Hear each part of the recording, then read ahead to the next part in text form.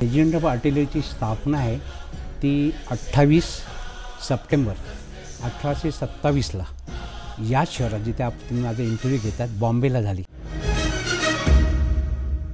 भारत माता, जे भारत आपला एक देश आहे आणि आपल्या सगळ्या देशवासियांना, आपले 130 करोड लोकांना त्यातून एक प्रेरणा मिळते.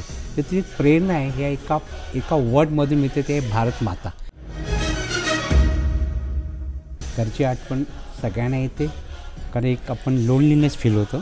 जरी आपण एका कंपनीत असतो, बटालियनमध्ये असतो, तरी खरं सांगायचं म्हणजे लोनलीनेस असतो जेव्हा आपण you are staying away from your family.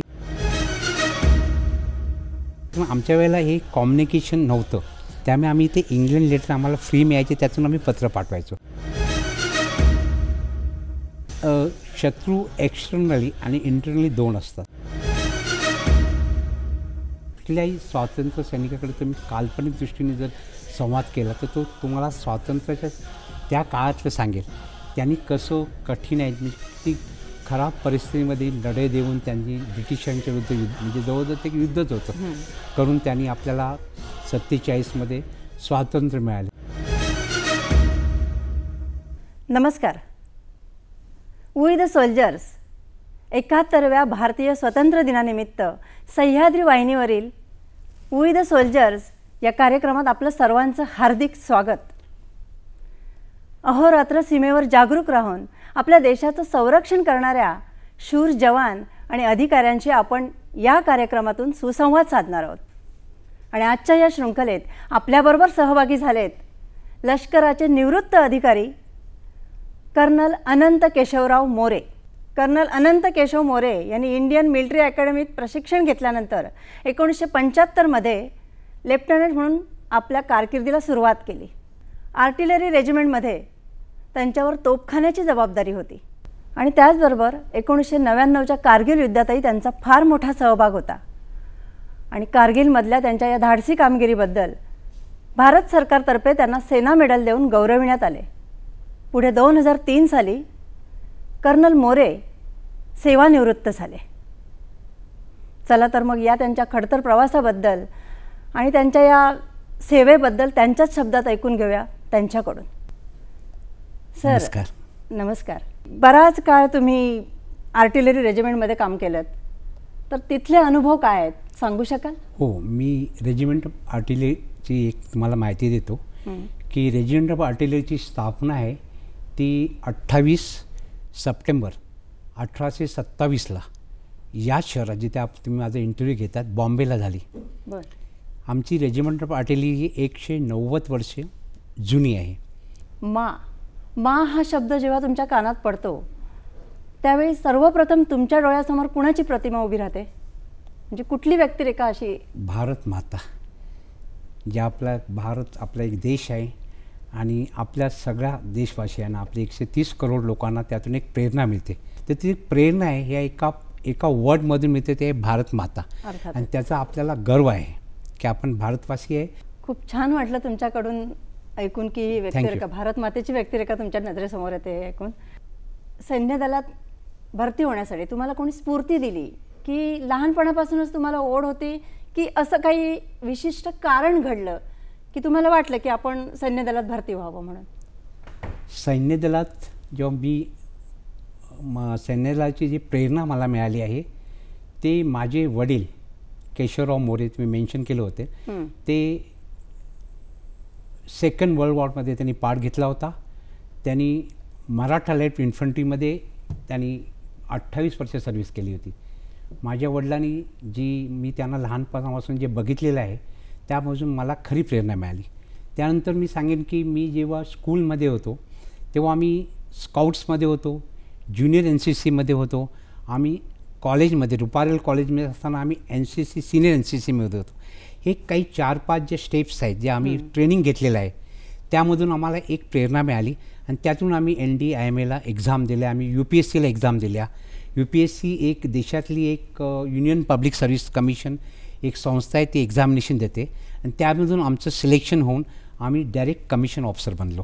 आणि ही तुमचा जो प्रश्न आहे त्यामध्ये पहिलं उत्तर आहे माझे वडील, कारण त्यांनी सेकंड वर्ल्ड वॉरमध्ये जे 1939 ते 1945 झाले बर्मा बॉर्डर आणि विदेशामध्ये त्यांनी लढाई केली.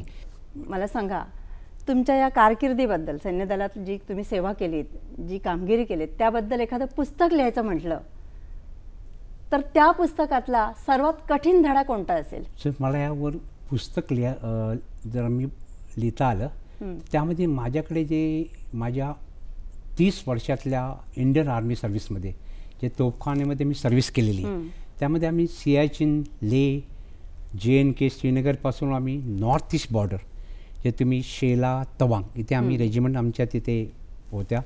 आम्ही हाय अल्टिट्यूड फील्ड एरिया आणि पीस या सगळ्या क्षेत्रामध्ये आम्ही जॉब केलेले आहे. म्हणजे आम्ही रेजिमेंट आमच्या होत्या तिथे आम्ही सर्व्हिस केलेली आहे.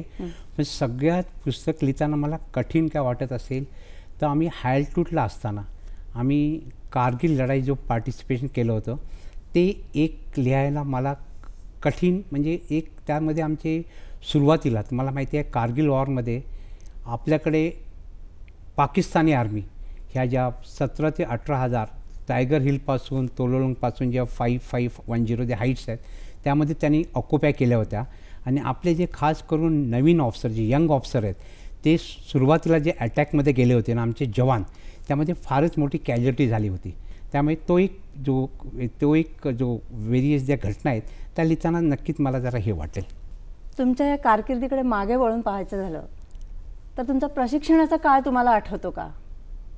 हो, नक्की आठवतो. आणि त्याबद्दल मला तुम्हाला सांगताना फार अभिमान होतो की 1973मध्ये जेव्हा आम्ही इंडियन मिलिटरी अकॅडमी जॉईन केली त्यावेळेला आमचं वय 18 ते 19 वर्ष होतं.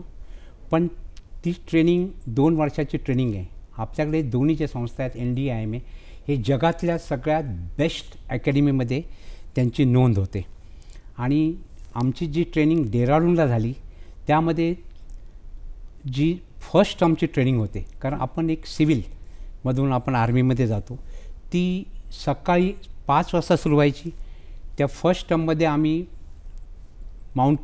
तिथे माउंटन्समध्ये आम्ही रोज 15 ते 16 किलोमीटर आम्ही क्रॉस कंट्री रन करायचो. आमची स्विमिंग, आमचे ऑब्स्टॅकल ह्या सगळ्या गोष्टी जर बघितल्या तर मला बरंच आता आठवतं की आमचे काही स्टुडंट होते, आमचे जे कॅडेट्स होते त्यांना फार त्रास व्हायचा, कारण त्यांच्याकडे एवढी त्यांनी प्रॅक्टिस करून गेले नव्हते. पण तो जो आमचा म्हणजे तो आमचा जवळजवळ 2 वर्षाचा पिरियड आहे तो सगळ्यात आमच्या लाईफमध्ये आम्हाला एक कॅडेटमधून आम्हाला तो ऑफिसर असं त्यात घडवतो. बर्फाळ प्रदेशात उंच उंच डोंगर दऱ्यातून काम करताना तिथल्या त्या वातावरणापेक्षा हे वातावरण फारच सोयीस्कर आहे. मग मला सांगा त्यावेळी त्या परिस्थितीत तिथे सगळ्यात कठीण दिवस कोणता, म्हणजे जास्त त्रासाचा आणि त्यातल्या त्यात कमी त्रासाचा दिवस कोणता, काही सांगता येईल? हो, नक्की सांगू. हाय अल्टिट्यूड तुम्ही असं जर मेन्शन केलं तर हाय अल्टिट्यूड हे 9000 फीटपासून सुरू होतं. 9000 फीटच्या नंतर 13500 ही एक फर्स्ट स्टेज ॲक्लमेटेशन जे असते, त्यानंतर 13500 ते 15500 ही सेकंड स्टेज ॲक्लमेटेशन असते आणि त्याच्यानंतर एक थर्ड स्टेज ॲक्लमेटेशन असते. आपण जेव्हा हाय अल्टिट्यूड बोलतो आणि त्याचा मॅनपॉवरवर काय इफेक्ट आहे सोल्जर्सवर ते तुम्हाला मी एक समजावून सांगतो. हाय अल्टिट्यूड म्हणजे तिथे 9000च्या वरती तुम्ही गेल्याच्यानंतर ऑक्सिजनचे जे प्रमाण आहे ते कमी व्हायला लागतं. 9500च्यातून तुम्हाला ही ट्रीज झाडं अजिबात दिसणार नाही. त्यामुळे त्या हाईटला आपण गेल्याच्यानंतर आपल्याला स्वतःला ॲक्लमेटाइज करायला लागतो. आमच्याकडे आर्मीमध्ये ट्रान्झिट कॅम्प्स आहेत. आम्ही युद्धात जातो किंवा कुठल्या एक्सरसाइजला जातो अल्टिट्यूडमध्ये, त्या स्टेजमधून आम्हाला 7 दिवस राहून रोज एक ॲक्लमेटाइज करायला लागतं. रोज सकाळी उठून 4 किलोमीटर चालायचं, नंतर मेडिकल टेस्ट होते, पुन्हा दुपारी एक एक्सरसाइज करतो आणि 7 दिवसाच्या नंतर तुम्हाला डॉक्टर साहेब फिट घोषित करतात की तुम्ही आता सेकंड स्टेजला जाऊ शकता. आणि हाय अल्टिट्यूडचं जेव्हा तुम्ही खास करून 15,500च्या वरती जाल. लढाया पुष्कळ झाल्या, first war, second world war, जितक्या पण लढाया झाल्या देशात. पण हाय अल्टिट्यूडमध्ये खास करून तुम्हाला माहिती आहे की हे जे आपण टायगर हिल फेमस आहे. कारण टायगर हिल का फेमस आहे? टायगर हिलची हाईट आहे 17,143 फीट आहे. आणि कारगिल हिल एक असं एक हिल होतं ज्यामधून पाकिस्तान आर्मी जे त्या हिलला त्यांनी ऑक्युपाय केले होते, ते 25 किलोमीटर लांब जो आपला श्रीनगर, जम्मू, श्रीनगर आणि लेहला जो हायवे जातो, तो जो आपला ते डायरेक्ट ऑब्झर्वेशनमध्ये ते करत होते. मी एक तुम्हाला सांगू शकतो तुमच्या प्रश्नाचं की मी चायनीज बॉर्डरला असताना आम्ही चायनीज पेट्रोलिंगला गेलो होतो. चायनीज बॉर्डरला आम्ही पेट्रोलिंगला गेलो होतो. त्या एरियाची हाईट 15,500 ते 16,000 होती. जेव्हा आम्ही चायनीज म्हणजे आम्ही त्या बॉर्डरवर गेलो होतो, तिथे श्वास घ्यायला म्हणजे आपल्याला हे घ्यायला पण कठीण होतं. तिथे तुम्हाला रात्री झोप पण येत नाही आणि जे इफेक्ट असतात हायल्टूचे इफेक्ट ते खरोखर मला बघायला मिळाले होते. जनतेच्या संरक्षणाचं ओझं आपल्या डोक्यावर सतत आहे असं वाटतं का? तुमचा प्रश्न फार चांगला आहे. हे एक ओझं नाही आहे. आपण जेव्हा आर्मीमध्ये जातो किंवा डिफेन्स फोर्सेसमध्ये जातो तेव्हा आपण स्वतः आपण ती जॉईन करतो आणि आपल्या भारत मातेच्या सेवेकरता जातो. आपल्याला आर्मी किंवा कुठली एअरफोर्स, नेव्ही जायचे ते आपल्याला माहिती असतं की बाबा मी ॲज अ कमिशन ऑफिसर गेलो तर या डिफिकल्टीज आहेत, मला हायल्टिट्यूडमध्ये राहायला लागेल, मला युद्ध करायला लागेल. त्यामुळे एक आपल्याला तो कॉन्फिडन्स असतो. त्यामुळे आपल्याला कधी असं वाटत नाही की उलट आपल्याला जो आपण डिसिजन घेतलेला असतो की आर्मी जॉईन करायचं, मला तर असं वाटतं की आपला जो जन्म या पृथ्वीवर होतो तर सगळ्यात जी बेस्ट सर्व्हिस आहे ती आपल्या देशासाठी आपण जी सेवा करतो ती बॉर्डरवरची सेवा आहे.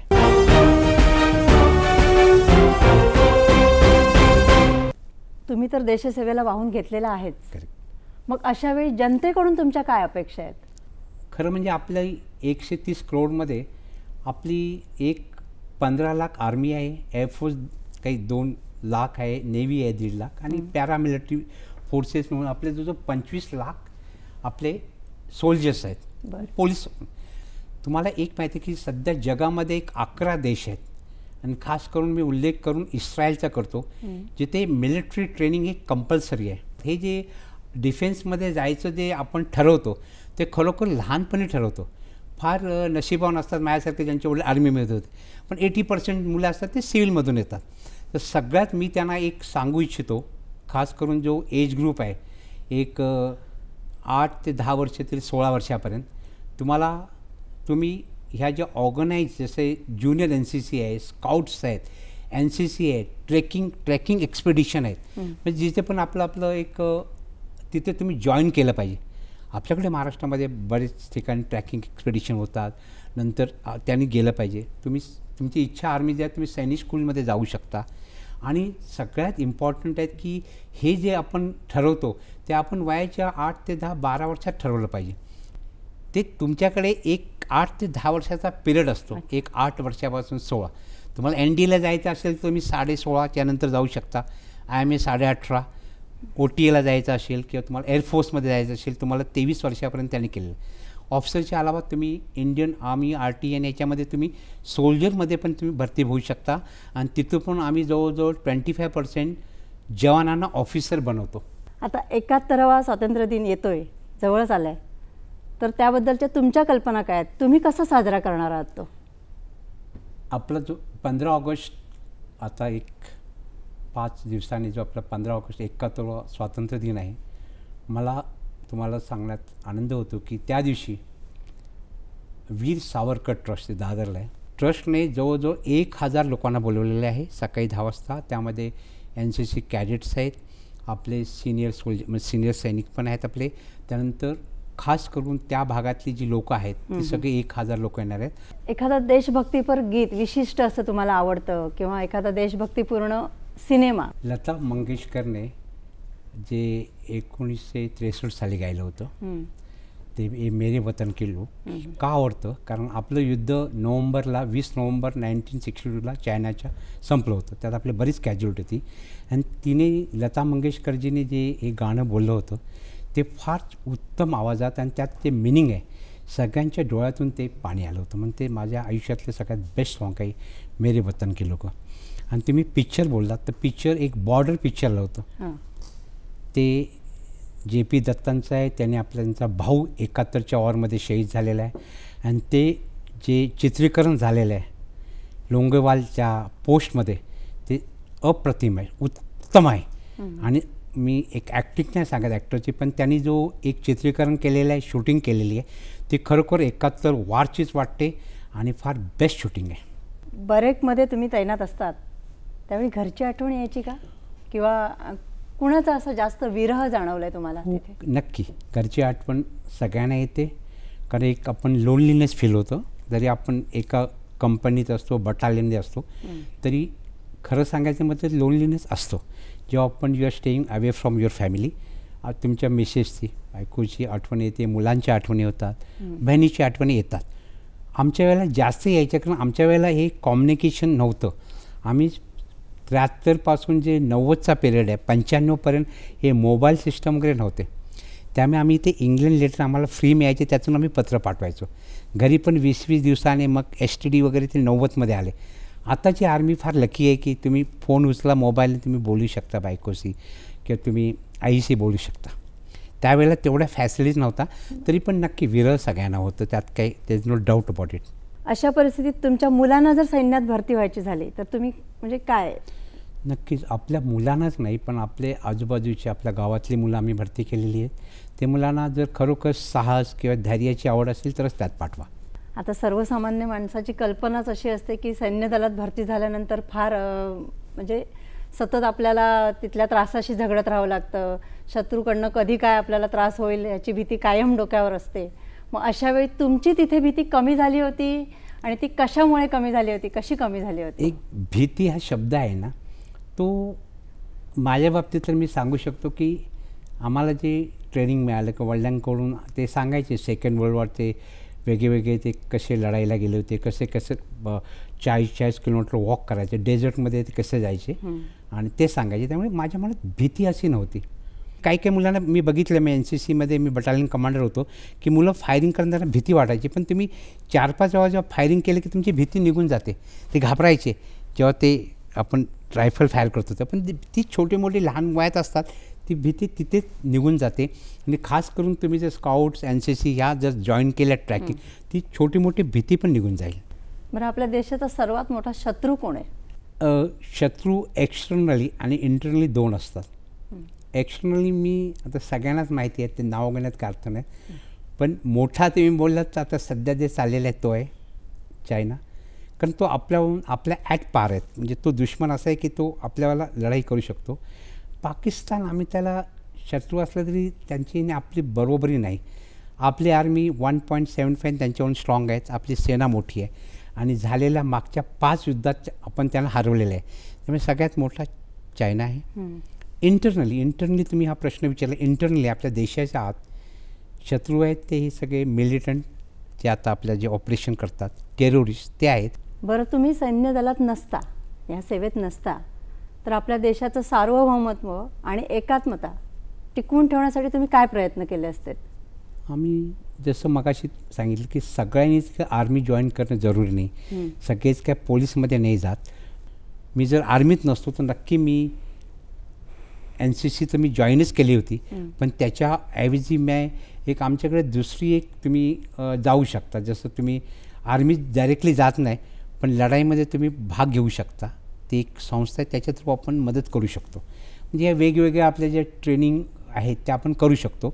स्वातंत्र्य सैनिकांपैकी आपले जे स्वतंत्र सैनिक आहेत त्यापैकी तुम्ही कोणाला आदर्श मानता, आणि काल्पनिकदृष्ट्या जर त्यांना भेटायची संधी मिळाली तुम्हाला तर तुम्ही त्यांना काय विचाराल? कुठल्याही स्वातंत्र्य सैनिकाकडे तुम्ही काल्पनिक दृष्टीने जर संवाद केला तर तो तुम्हाला स्वातंत्र्याच्या त्या काळातलं सांगेल. त्यांनी कसं कठीण आहे, म्हणजे किती खराब परिस्थितीमध्ये लढाई देऊन त्यांनी ब्रिटिशांच्या विरुद्ध युद्ध, म्हणजे जवळजवळ ते युद्धच होतं करून त्यांनी आपल्याला 47मध्ये स्वातंत्र्य मिळाले. ते लपून राहायचे, काही असे त्यांच्याकडे काही शस्त्रास्त्र नव्हते आणि ब्रिटिश फार स्ट्रिक्ट होते. तुम्ही देशातील तरुणांना कोणता उद्देश द्याल? कॉम्पिटिशन सुद्धा वाढलेली आहे, पण आमच्या जे आर्मी जे डिफेन्समध्ये म्हणजे इतक्या साऱ्या वॅकन्सीज आहेत तुम्हाला सोल्जरमध्ये यायचे असेल, तुम्हाला टेक्निकल, तुम्हाला ट्रेडमध्ये यायचे असेल, तुम्हाला ऑफिसर्समध्ये यायचे असेल, तुम्हाला डायरेक्ट एंट्री JCOजमध्ये आहे. पॅरामिलिटरी फोर्सेस CISF आहे, CRPF आहेत, BSF आहेत आणि ह्या सगळीकडे इतक्या वॅकन्सी निघतात. त्यामध्ये तुम्ही प्रयत्न केले पाहिजे. तुम्हाला एक फार चांगला जॉब मिळतो आणि तुम्ही तिथे जर सोल्जर 15 वर्ष नोकरी केली तर तुम्ही रिटायरमेंटच्या तुम्हाला बँकांमध्ये ना फार मोठ्या मोठ्या चांगले जॉब मिळतात. तर तुम्ही आपलं एक ध्येय ठरवा आणि तुम्ही एक एम्प्लॉयबिलिटी असेल आणि चांगलं तुम्हाला देशासाठी काम का इकडे या. पण तुम्हाला हे सगळं ठरवायला लागतं 10 ते 12 वर्षात, म्हणजे यंग एजमध्ये. आणि तुम्ही नक्की या सगळ्या युनिफॉर्म सर्व्हिसेसमध्ये तुम्ही भाग घ्या. फारच मोलाची माहिती आमच्या प्रेक्षकांना आणि आम्हाला दिलीत. आम्ही त्याबद्दल तुमचे फार फार आभारी आहोत. खूप मोलाचा वेळ तुम्ही इथे दिलात आम्हाला, त्याबद्दलही तुमचे आभार. धन्यवाद. धन्यवाद. धन्यवाद. कर्नल मोरेंसारखे बहादर सैनिक आणि अधिकारी आपल्या देशात आहेत म्हणून आपला देश सुरक्षित आहे. आर्टिलरी रेजिमेंटमधल्या सर्व बहादुरांना प्रणाम. जय हिंद.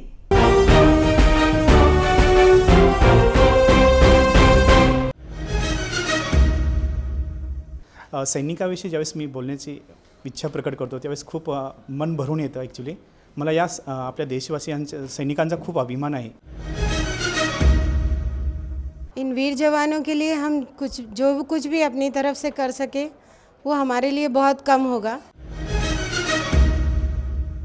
ऐसा न्यूज़ आई थी कि जो दिन वो सैनिक की मैरिज एनिवर्सरी थी, सेकेंड एनिवर्सरी, और वही दिन वो सैनिक की मृत्यु हो गई. तो उनकी जो वाइफ थी उनसे प्रश्न किया गया कि कैसा लग रहा है आपको, मतलब ये जो हुआ.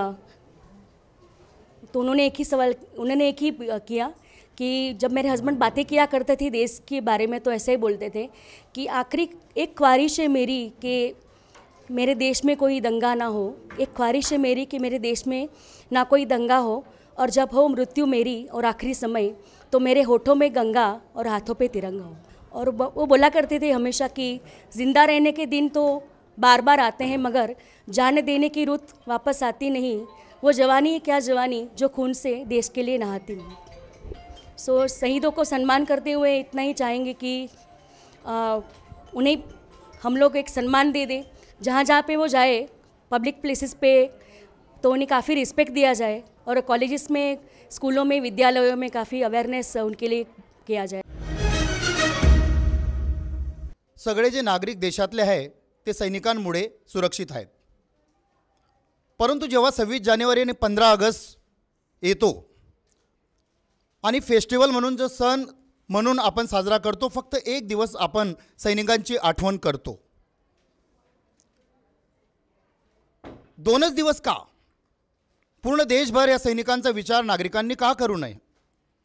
एवढा संघर्ष हे लोक, आपण घरामध्ये थोडी जरी थंडी आली तरी आपण आपली सुरक्षा करतो, परंतु आपले देशवासी, आपले जे सैनिक आहेत ते बिचारे सीमेवर रात्रंदिवस 24 तास पहारा देत असतात. हा त्यांचा संघर्ष आपण सगळ्या नागरिकांनी लक्षात ठेवायला पाहिजे. एक महत्त्वाची गोष्ट, आपल्या देशातील जे नागरिक आहे सगळ्यांना पगार मिळतो, सगळ्यांना काहीतरी मिळत असतं. सैनिक या रूपाने काहीतरी मदत होऊ शकते का, हा देखील विचार आपण करायला पाहिजे. सुजलाम सुफलाम असा आपला भारत देश, विविधतेने नटलेला असा आपला भारत देश, प्रत्येक भारतीय माणसाला अभिमान वाटावा असा आपला हा भारत देश. मैं मैथिली शरण गुप्त की एक पंक्ति कोट करना चाहूँगा कि भरा नहीं जो भावों से, बहती जिसमें रसधार नहीं, वह हृदय नहीं वह पत्थर है जिसमें स्वदेश से प्यार नहीं.